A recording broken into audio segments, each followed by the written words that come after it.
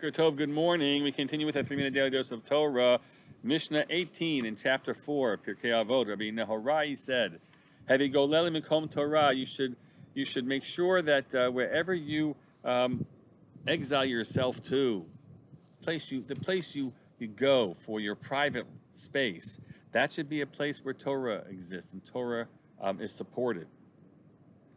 Al tomar shehit havo acharecha, and don't think that it's just going to follow after you. That okay, I'm going to go to a place where there's nothing, and people will follow. That's not the way to be. This is a strange teaching, I will tell you, because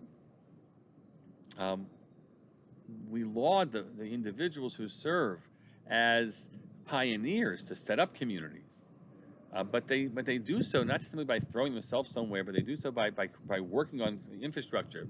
Others won't just follow, but rather you will be drawing them in. So if that's what you're going to do, yafeh. But if it's going to sort of be this mindless statement, I'll go move to this and to this place, and I'll be fine Jewishly. You won't be. And don't think shechaverecha yikaimuha biyadecha, that your friends are going to somehow take care of the Torah in your hands, whether they'll keep on studying on your behalf or something like that. It's an interesting phrase. Ve'el binatacha al tisha'ein, and don't rely on your bina, on your understanding. There might be a lesson here about a person who says, I went to yeshiva, I went to Talmud Torah, I went to a bunch of classes for a long time, and I read a bunch of books. And I actually, at a certain point in time, knew a heck of a lot. Pardon me, right? I knew a lot.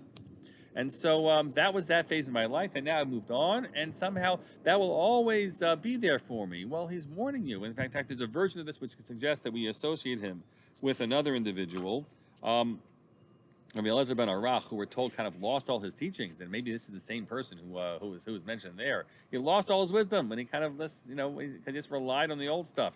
A person has to always be involved in ongoing development and knowledge. It's true in every field, and that's why there's continuing education in every field, whether people do it smartly or not, right? If you're an attorney or a doctor, you should be always engaged in ongoing study, all the more so when it comes to the Torah, not just for rabbis, but for every individual, because it's not sufficient to have done it once at some point in your life.